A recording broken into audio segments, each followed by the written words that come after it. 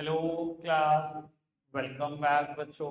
तो प्यारे बच्चों, स्टार्ट करते हैं नया लेक्चर। बेटा, कल जाते जाते हमने जीएसटी पर ये चर्चा कर ली थी कि 17 इनडायरेक्ट टैक्सेस जीएसटी में सबस्यूम्ड हो गए। बस बेटा, कल हमने जाते जाते एक बात करी थी कि 17 इनडायरेक्ट टैक्स जीएसटी में बेटा सबस्यूम्ड हो गए थे। सबस्यूम्ड मतलब बेटा खत्म हो गए थे जीएसटी आने के बाद। मैंने कहा था बेटा 17 के नाम याद नहीं रखे जा सकते, आप 5 के नाम याद रख लेना। सबसे पहला टैक्स जो जीएसटी आने के बाद खत्म हुआ वो था वैट। इंडिया में जब भी आप गुड्स बेचते थे तो वैट लगता था, खत्म। इंडिया में जब भी सर्विसेज बेचते थे टैक्स लगता था, सर्विस टैक्स, खत्म। इंडिया में बेटा कोई भी एंटरटेनमेंट इंडस्ट्री ऑपरेट करता था, जैसे कि water park, amusement park, cinema hall, बेटा टैक्स दिया करते थे, नोन एज एंटरटेनमेंट टैक्स, खत्म। इंडिया में अगर आप गुड्स मैन्युफैक्चर करते थे, एक्साइज ड्यूटी दिया करते थे, खत्म। इंडिया में अगर आप कोई होटल ऑपरेट करते थे, टैक्स दिया करते थे, लग्जरी टैक्स, खत्म। बेटा बाकी का पता नहीं, पर इन 5 के नाम याद होने चाहिए। 17 टैक्सेस खत्म हुए थे, 5 स्पेशल बताता हूं मैं। ठीक है जी, कोई दिक्कत अभी तक, कोई परेशानी तो नहीं? बेटा जीएसटी में ना 5 तरीके के टैक्स रेट हैं। ठीक है जी, कुछ स्पेशल टैक्स रेट भी हैं, पर बेटा अभी ये बहुत छोटी समझ है, ठीक है, जीएसटी के रिगार्डिंग। तो बेटा बस छोटा छोटा ही पढ़ लो, ऊपर ऊपर से तैर के बाहर आ जाओ, ठीक है ना, ज्यादा गहराइयां छूने जाओगे बाहर नहीं आ पाओगे। ठीक है, तो बेटा 5 तरीके के टैक्स रेट हैं। 0, 5, 12, 18, 28। ये बात पढ़ी होगी सबने पहले कहीं ना कहीं। मैं बेटा बैच में इस चीज को समझाने के लिए कुछ लॉजिक देता हूं, आराम से सुनना। बेटा जीएसटी में टैक्स रेट 5 तरीके के हैं। जीरो टैक्स रेट किस चीज पर है? बेटा सरकार, पता है क्या मतलब, कहना बहुत आसान है, इसी कमरों में बैठ के एनालिसिस कर देना और सरकार को जिम्मेदार ठहरा देना हर चीज के लिए। मुझे लगता है जब लॉ बनाना पड़ जाए ना खुद, ठीक है, या कमी ढूंढनी पड़ जाए तो कमी निकाल नहीं सकते, इतना सिस्टमैटिक बनता है। सरकार ने बोला अगर आप खाने पीने की कोई भी चीज खरीद रहे हो, कोई भी चीज, प्लस वो अनब्रांडेड होनी चाहिए, ठीक है, पैक्ड नहीं होनी चाहिए। खुली कोई चीज खरीद लो खाने की, कोई टैक्स नहीं है, कोई भी टैक्स नहीं, जीरो टैक्स। खाने पे सरकार क्यों टैक्स लगाएगी भैया? सरकार ने कहा खुला आटा खरीदना है, कोई टैक्स नहीं, कोई जीएसटी नहीं। खुला बेसन, मक्खन, घी, कर्ड, ठीक है, मिल्क, कुछ खरीदो भैया, कोई टैक्स नहीं। प्लस बेसिक कॉस्मेटिक्स के ऊपर कोई टैक्स नहीं, ठीक है ना। जैसे कि आपको पता है बेटा, कुछ बेसिक इंडियन कल्चर में तो बेटा कुछ चीजें बेसिक श्रृंगार का पार्ट है, ठीक है ना, इन पे कोई टैक्स नहीं है। बिंदी पर कोई टैक्स नहीं है, चूड़े पर कोई टैक्स नहीं है, काजल पर, बेसिक चीजों पर, बेसिक चीजें सिर्फ, बेसिक कॉस्मेटिक्स पर कोई टैक्स, ठीक है जी। बाबू सरकार सही सोच रही है, चूड़े पर टैक्स ना लगाकर बेसिक श्रृंगार के आइटम पर, खाने पीने की चीजों पर नहीं होना चाहिए टैक्स। सरकार ने लगाया भी थी कि आम आदमी तंग मत हो। लेकिन बेटा सरकार ने कहा अगर आप खाने पीने की ब्रांडेड चीजें खरीद रहे हैं तो 5% टैक्स। जैसे कि एक आदमी कहता है मैं नहीं खरीदता खोला मक्खन, मैं तो अमूल बटर खाऊंगा। भैया अगर तू ब्रांड खरीद सकता है तो फिर 5% टैक्स देने में हर्ज भी क्या है तुझे? फिर तो 5% टैक्स है। आ गया तो नहीं जी भैया मैं खुला आटा नहीं, मैं तो आशीर्वाद आटा खाता हूँ। खरीद भाई, फिर 5% टैक्स दे, अगर ब्रांड खाने का शौक ही चढ़ा है तो तुझे। तो भैया अगर आप अनब्रांडेड प्रोडक्ट खरीदते हैं खाने के, कोई टैक्स नहीं है, लेकिन ब्रांडेड खरीदते हैं तो 5% देने में हर्ज भी नहीं है। सरकार ने 5% टैक्स लगाया हुआ है खाने पीने की ब्रांडेड चीजों पर, ठीक लगाया हुआ है, ओके। कुछ बेसिक फुटवियर की बात करो तो उनके ऊपर भी 5% टैक्स है, बेसिक फुटवियर पर, ठीक है। बेटा 28% टैक्स सरकार ने लगा दिया लग्जरीज पर। जितनी लग्जरीज आप देखते हो सब पे 28% टैक्स है, ठीक है जी। लग्जरी में क्या बात करें, अरे आप कहते हो भैया मेरे को तो ये ऐसा एलईडी लगाना है घर पर, 75 inch, 85 inch, 95 inch, curve TV, plasma TV. अच्छा, जब इतनी लग्जरी खरीद सकते हो फिर टैक्स देने में क्या हर्ज है? लाओ 28% टैक्स लाओ। मैं तो भैया कार लाऊंगा 20 पेटी होगी। भैया 20 लाख की गाड़ी खरीदनी है, टैक्स देने में क्या अर्ज है? मैंने ऑडी खरीदनी है, मैंने हायाबुसा खरीदनी है। भैया जब इतनी लग्जरी खरीद सकते हो फिर टैक्स भी तो दे ही सकते हो। मतलब देखा गया कि लॉ को कितना सिस्टमैटिक प्लान किया गया है। अगर कोई आदमी लग्जरी खरीदने लायक है तो वो टैक्स तो देने लायक है ही बाय डिफॉल्ट। बाबू 12% और 18% ना, ये स्टैंडर्ड टैक्स रेट है। स्टैंडर्ड मतलब बेटा इंडियन गवर्नमेंट ने ना वर्ल्ड वाइड देखा कि हर कंट्री में ना कितना टैक्स है, तो उन्होंने देखा एवरेजली हर कंट्री में ना 15% टैक्स है ही है। सब गवर्नमेंट 15% देते हैं, कितनी बैकवर्ड गवर्नमेंट है कितनी डेवलप्ड गवर्नमेंट है, 15% सबको चाहिए। तो उन्होंने क्या करा बेटा, दो टैक्स रेट डिटरमाइन करे, 12 एक 18। इंडिया में 60,000 गुड्स और कॉमोडिटी बिकती हैं, 60,000। सरकार ने क्या करा, जिनको यहां पर डाल सकते थे 0% में डाल दिया, जिनको 5 में डाल सकते थे डाल दिया, जिनको 28 में डाल सकते थे डाल दिया। उसके बाद क्या किया बेटा, आधी कमोडिटी को 12 में डाल दिया, आधी कमोडिटी को 18 में डाल दिया। सरकार ने कहा मुझे भी एवरेज 15 तो मिल ही जाएगा, कुछ से 12 कुछ से 18, एवरेज तो इनकी भी 15 ही है। तो इन दोनों को बोला जाता है बेटा इंडियन कंटेक्स्ट में स्टैंडर्ड टैक्स रेट। समझ में आई बात? ठीक है, इन दोनों कैटेगरी में जाने का ना कोई लॉजिक नहीं है बेटा। ठीक है ना, बहुत सारी आइटम 12 में रह गई, बहुत सारी 18 में रह गई, ये डिपेंडिंग अपॉन गवर्नमेंट है, इसका कोई लॉजिक नहीं है। जिनके लॉजिक थे मैंने क्लियर कर दिया। अभी बताओ इतनी बात समझ में आती है? अब मैं आपको एक बात बोलूं बेटा, खाली जीएसटी में ना 5 टैक्स रेट आपको पढ़ाए जाते हैं जब आप बेस लेवल पे पढ़ते हो। जब आगे बढ़ोगे तो कुछ स्पेशल टैक्स रेट भी है। ठीक है, मैं सिर्फ 1 मिनट का डिस्कशन स्पेशल पे करूंगा, बच्चे हो आपके कोर्स में नहीं है। जैसे कि बेटा गोल्ड ज्वेलरी की मैं बात करूं तो बेटा उनके ऊपर 3% टैक्स है, सुनारों के ऊपर 3% है, स्पेशल टैक्स रेट। ठीक है जी, नहीं पढ़ना। बाबू आप कोई ऐसी आइटम खरीदते हो जिसको सरकार प्रमोट नहीं करना चाहती, सरकार कह कह के थक गई, ये चीज जानलेवा है जानलेवा जानलेवा, दुनिया नहीं समझती। सरकार कहती है अच्छा मरना है फिर टैक्स देके मरियो। 28% तो टैक्स दियो दियो, सरकार ने क्या कर रखा है, कईयों कईयों पे 172% टैक्स और लगा रखा है 28 के अलावा। जैसे कि सिगरेट, टबैको, ठीक है ना, जितने ऐसे प्रोडक्ट हैं सब पे टैक्स है। एवरेजली 200, 222%, 212%, 218%, इतना टैक्स है। यानी कि अगर एक सिगरेट 3 रुपए की प्रोड्यूस होती हो तो लगभग 6 रुपए का उसके ऊपर टैक्स है। सरकारी मरना तो है ही तूने। जब मैंने इतना लिख दिया भाई टबैको कोजेस कैंसर और तुझे समझ ही नहीं आ रही, तूने मरना तो है ही, ला फिर चल अच्छा खासा टैक्स दे और मर फटाफट निपट। समझ में आ रही है बेटा बात? तो बाबू ये स्पेशल टैक्स रेट हैं जिनका मैं डिस्कशन 1 ही मिनट करना चाहता था, मैंने कर दिया, बात बता दी, खत्म। कि बेसिक ज्ञान होना चाहिए, बाकी कुछ नहीं चाहिए। ठीक है जी। बाबू जीएसटी में ना दो तरीके की सप्लाईज हैं, intra state supplies, intra state supplies और inter state supplies. Intra state और इंटर स्टेट सप्लाईज। बेटा इंट्रा मतलब, इंट्रा का मतलब होता है within the same state, within the same state. और बेटा इंटर का मतलब होता है outside the state.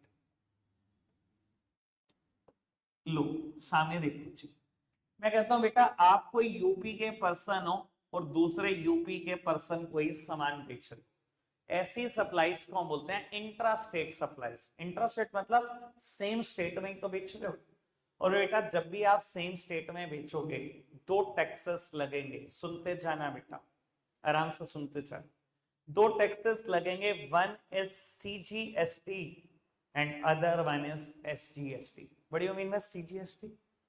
Central goods and service tax, और SGST state goods and service tax. ठीक है, और ये दोनों कैसे लगेंगे बेटे? आधे आधे लगेंगे। यानी कि अगर आपका प्रोडक्ट 5% वाला है तो सीजीएसटी और एसजीएसटी कितना लगेगा? 2.5। अगर 12 वाला है तो 6, 18 वाला है तो 9, 28 वाला है तो 14। सूझ? वो सीजीएसटी और एसजीएसटी हमेशा कैसे लेवाए होंगे? आधे आधे लेवाए होंगे। जो भी आपका प्रोडक्ट है उसका आधा आधा कर दो भैया टैक्स रेट का। ठीक है, और मैं बता देता हूं कल मैंने ये बात बताई थी बेसिक बताते टाइम, क्या प्रोमिस करी थी सेंट्रल गवर्नमेंट ने स्टेट गवर्नमेंट को?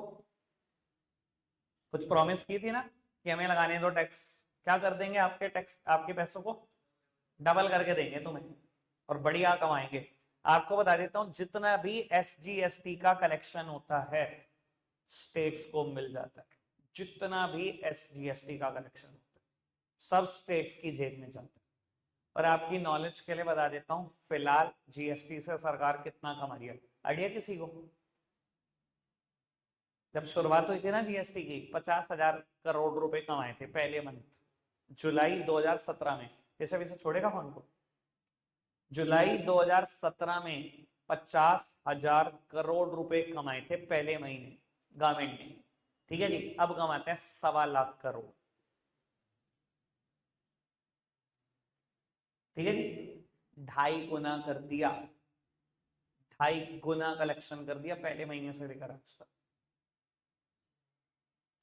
1.25 करोड़ रुपए गवर्नमेंट ऑफ इंडिया की कमाई खाली GST से, इनकम टैक्स अलग है, ठीक है जी।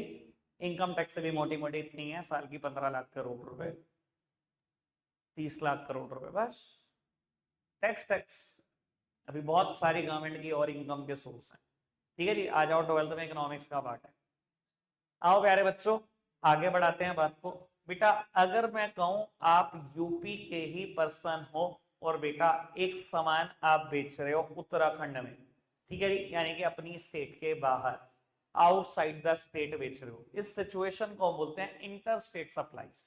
इंटर स्टेट मतलब अपनी स्टेट के बाहर बेच रहा हूं जी सुन। जब भी अपनी स्टेट के बाहर बेचोगे जो टैक्स लगाओगे उसका नाम क्या होगा बेटा? उसका नाम होगा IGST। IGST मतलब integrated GST, integrated goods and service tax, ठीक है जी। और आपको बता देता हूं बेटा IGST का भी थोड़ा सा portion central government state government को देती है। वैसे बता देता हूं CGST पूरा सेंट्रल गवर्नमेंट की जेब में, IGST इकट्ठा सेंट्रल गवर्नमेंट ही करती है, लेकिन सेंट्रल गवर्नमेंट बाद में स्टेट गवर्नमेंट को थोड़ा सा हिस्सा IGST में से भी देती है ताकि वो प्रोमिस पूरी हो जाए जो डबल देने वाली थी, ठीक है जी। और SGST पूरा किसकी जेब में जाता है? वो स्टेट की जेब में जाता है। अभी तक कोई दिक्कत कोई परेशानी तो नहीं, ठीक है जी। और वो जब CGST और SGST लगता है तो आधा आधा लगता है, 5% वाली आइटम है तो 2.5 लगेगा, 18 वाली तो 9, ठीक है ना जी, 28 वाली तो 14।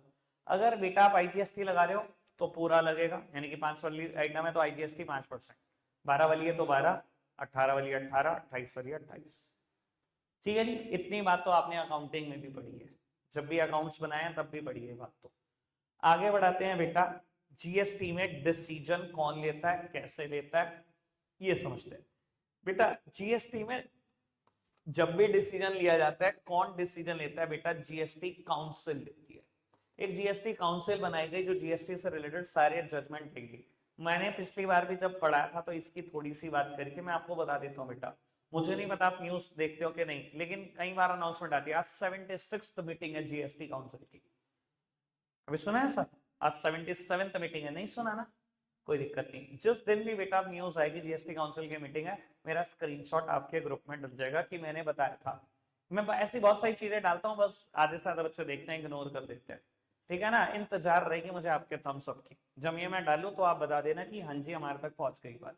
आपने कहा था जी मीटिंग होती है तब भी हमेशा ब्रेकिंग न्यूज होती है, जब मीटिंग होगी काउंसिल की ध्यान रखना वो ब्रेकिंग न्यूज जरूर होगी, ठीक है जी। अब GST काउंसिल में बैठता कौन कौन है थोड़ा सा ये समझो बेटा। सबसे पहले जो बैठते हैं, कौन हेड होता है, कौन लीड करता है बेटा?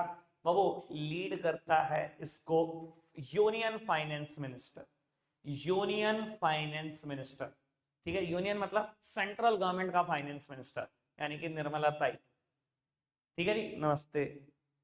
तो वो निर्मला सीतारमन जी लीड करती हैं GST काउंसिल को, चेयर पर्सन है बेटा। वैसे बता देता हूं पुराने टाइम में, मतलब मुझे लगता है कुछ चीजें ना आपके ज्ञान के लिए जरूरी है मेरे को बोलनी चाहिए। पुराने टाइम में कोई वर्ड चेयर पर्सन नहीं बोलता था, हम बोला करते थे चेयरमैन। जब हमने देखा वोमेन हर चीज में आगे आने लगी हैं तो 2013 में लॉ बना और बोलने लगे हम, जब कंपनीज एक्ट 2013 आया तो चेयरमैन वर्ड हटाया गया बेटा, कंपनी लॉ में से हर जगह वर्ड डाला गया चेयर पर्सन। ठीक है जी। तो बेटा अब तो बेस्ट एग्जांपल है बेटा, एक लेडी बैठी हुई है यूनियन फाइनेंस मिनिस्टर बनकर, और वही बेटा लीड करती है जीएसटी काउंसिल को, उसकी चेयरपर्सन। बात समझ में आती है बेटा? इसके अलावा कौन होता है जीएसटी काउंसिल का मेंबर? बेटा 29 स्टेट, और 29 स्टेट के 29 फाइनेंस मिनिस्टर। ठीक है ना जी सर? आपको ये तो पता है ना, हमारी कोई भी गवर्नमेंट हो, it is divided into ministries. Central government है, मिनिस्ट्रीज में बटी हुई है ना। ये फाइनेंस मिनिस्ट्री, लॉ मिनिस्ट्री, ठीक है ना, टेलीकम्युनिकेशन मिनिस्ट्री, ठीक है ना, बहुत सारी, एजुकेशन मिनिस्ट्री, बहुत सारी मिनिस्ट्री में बटी हुई है, रेलवे मिनिस्ट्री। और हर एक मिनिस्ट्री को लीड करता है एक मिनिस्टर। ये रेलवे मिनिस्टर हो गया, ये लॉ मिनिस्टर हो गया, ये एजुकेशन मिनिस्टर हो गया। ऐसे ही तो है बेटा हमारा कल्चर। सेम स्टेट का है, स्टेट के पास अपने अपने फाइनेंस मिनिस्टर हैं। 29 फाइनेंस मिनिस्टर जो स्टेट के हैं, वो भी बेटा जीएसटी काउंसिल का पार्ट है। और बेटा इन 29 ने आपस में वोट करके किसी एक को वाइस चेयरपर्सन बनाया होता है।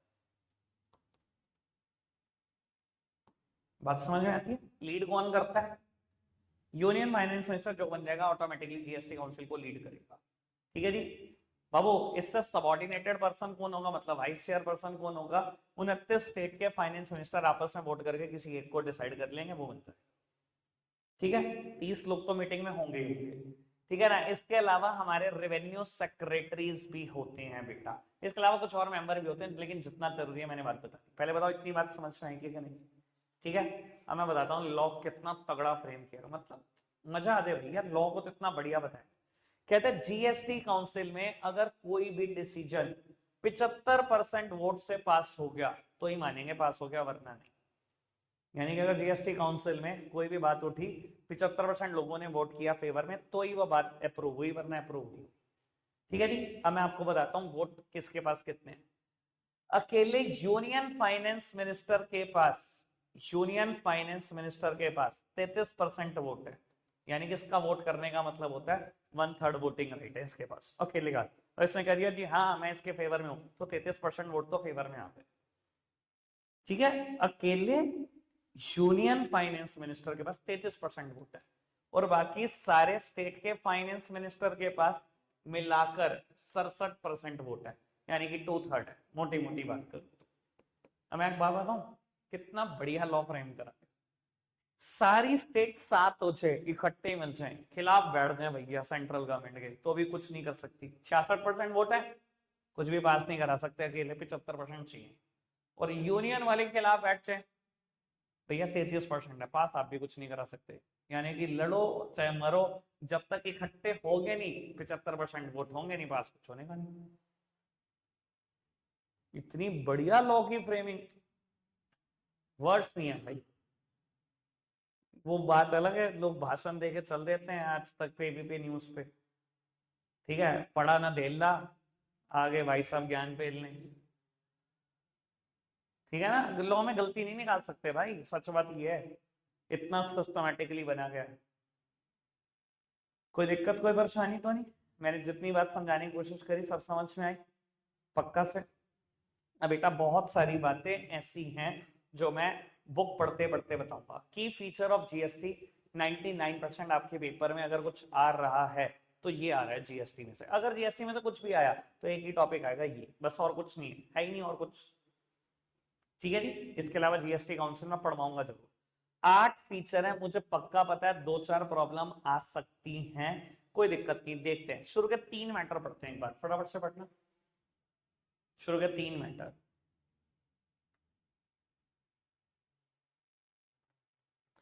तो वो कहते हैं जीएसटी आज की तारीख में पूरी कंट्री पर लगता है, पहले जेएनके पे नहीं लगता था ना भैया, जब तक आर्टिकल 370 था, आपको पता है उसका अलग कॉन्स्टिट्यूशन था, तो परेशानी थी। अब भैया आर्टिकल 370 है नहीं, तो जीएसटी का परव्यू क्या है? पूरी इंडिया। ठीक है, आगे बढ़ो। पॉइंट 2, और तो थोड़ा मुश्किल है, बड़ा ज्यादा टेक्निकल दिया हुआ, मुझे लगता है यार बच्चों को इतना देना नहीं चाहिए। चलो खैर, लेकिन कोई नहीं, पढ़ते हैं।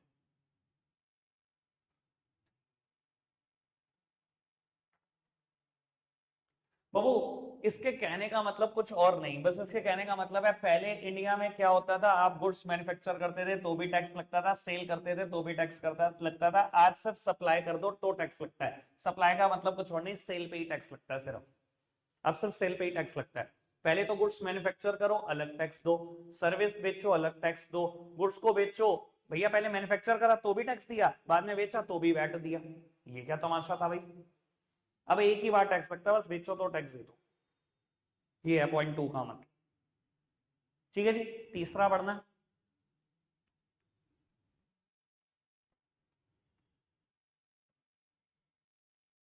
बेटा जो जीएसटी लॉ है ये डेस्टिनेशन बेस्ड टैक्स है, not a origin based tax. ये क्या मतलब हुआ डेस्टिनेशन बेस्ड टैक्स? हम ये देखते हैं बेटा गुड्स का फाइनल डेस्टिनेशन क्या है, उसके हिसाब से टैक्स लगाते हैं। समझना इस चीज को। बेटा आपकी दुकान पर एक कस्टमर आया सहारनपुर में जो देहरादून से आया, ठीक है। जब हम टैक्स लगाएंगे सीजीएसटी एसजीएसटी लगाएंगे आईजीएसटी लगाएंगे, बस ये बताओ। आईजीएसटी क्यों, वो तो यूपी में करा। आईएसटी क्यों, क्योंकि जीएसटी एक डेस्टिनेशन बेस्ड टैक्स है, हमें पता है इसने कहां जाना है, देहरादून पहुंचना है ना, इसलिए हम आईजीएसटी लगाते हैं। समझ में आई बात? कोई दिक्कत कोई परेशानी तो नहीं? आगे बढ़ो, जल्दी बढ़ो बेटा। अब एक काम कर रहा है, 4 5 6 7 चारों बढ़ दो, प्रॉब्लम शायद 7 में आए उससे पहले आएगा।